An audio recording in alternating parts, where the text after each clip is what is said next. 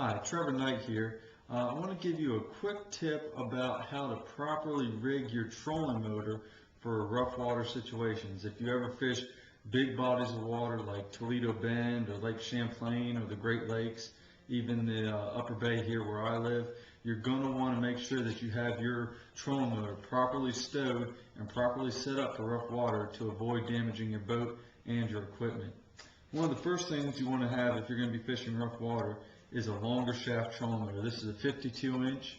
A lot of guys, their boats come standard with a 42 inch shaft motor, and that's fine for shallow water fishing or if you're just going to fish ponds and stuff. But if you're ever going to go out and ways anywhere from 2 to 4 feet of water and try and fish out in it, you're going to need a longer shaft to make sure that you keep your trolling motor in the water so that you can maintain proper boat control and therefore be more successful at fishing. After you have the right size trolling motor on your boat, one of the things you're going to want to do is make sure it's stowed properly if you're going to be venturing out into rough water. I see a couple guys, every few tournaments come back and they've damaged their trolling motor or they've ripped it off completely just because it wasn't stowed properly. One of the biggest things you want to do is make sure that the prop of your trolling motor is facing away from your boat. Therefore, if you hit a wave and your trolling motor comes up, it's not going to come down on the prop on the boat and either break your prop or cause damage to your fiberglass. So that's one thing. You always want to have your prop facing out away from the boat so there's no chance of it coming down and damaging the boat.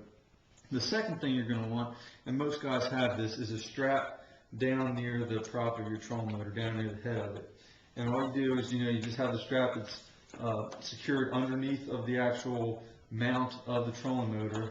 You just bring it through the loop, strap it down, and that's going to keep the bottom of your trolling motor from bouncing up and down. See, it's pretty much secured right there.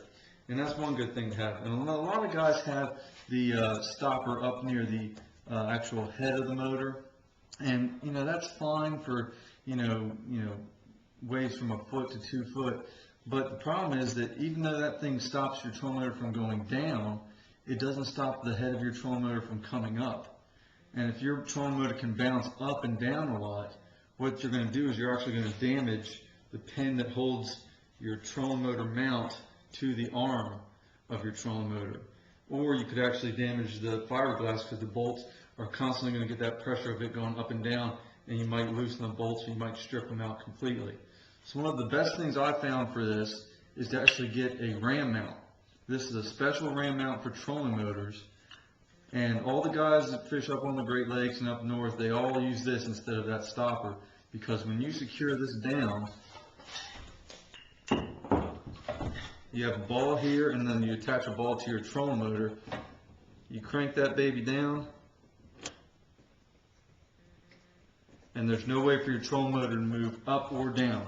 This thing is locked down. It cannot move at all. It's real easy to do. You just put the one ball around there and you attach the other ball to the deck of your boat. Now, one thing about attaching that ball to the deck of your boat, do not screw it on. You want to bolt it onto the boat. If you just screw it on, eventually it's going to keep working back and forth and it's going to rip those screws out. But if you bolt it on, you're going to have a safe, secure trolling motor. You're going to have a lot more fun out on water and you're going to cause a lot less damage.